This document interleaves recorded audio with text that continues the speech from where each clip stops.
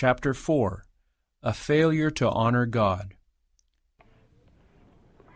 In view of the terrible crisis before us, what are those doing who profess to believe the truth? I was called by my guide, who said, "Follow me," and I was shown things among our people that were not in accordance with their faith. There seemed to be a bicycle craze.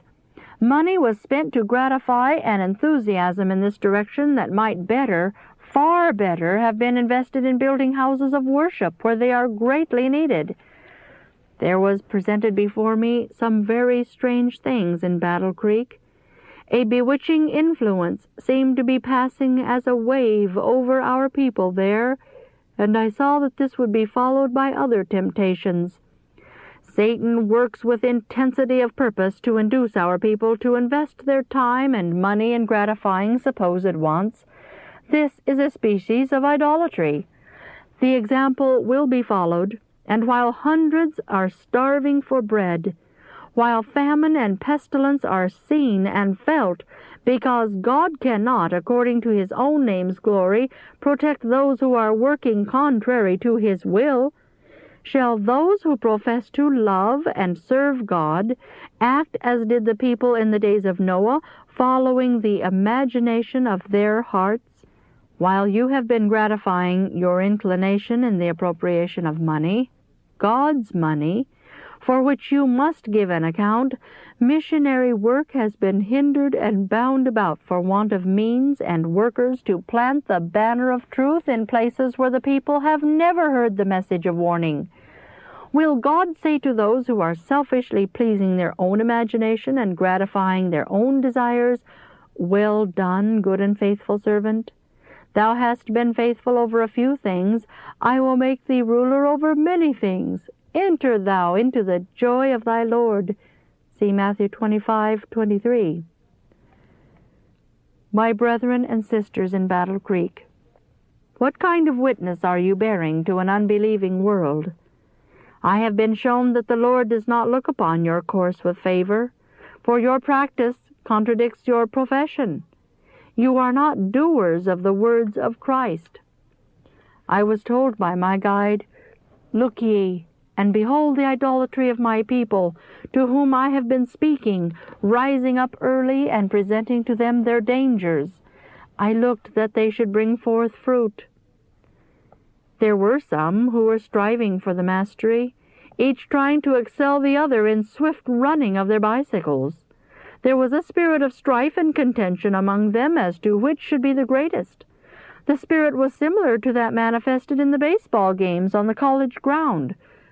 Said my guide, "These things are an offense to God. Both near and afar off souls are perishing for the bread of life and the water of salvation."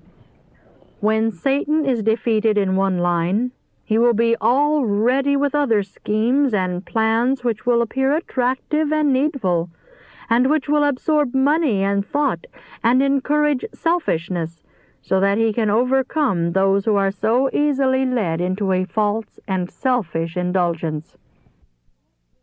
The question arises, what burden do these persons carry for the advancement of the work of God? Wherein do they realize the importance of the work for this time? Christ said to His disciples, "Ye are the light of the world.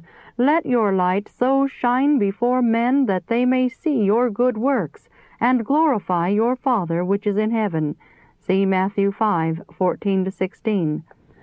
Is this investment of means and this spinning of bicycles through the streets of Battle Creek giving evidence of the genuineness of your faith in the last solemn warning to be given to human beings standing on the very verge of the eternal world?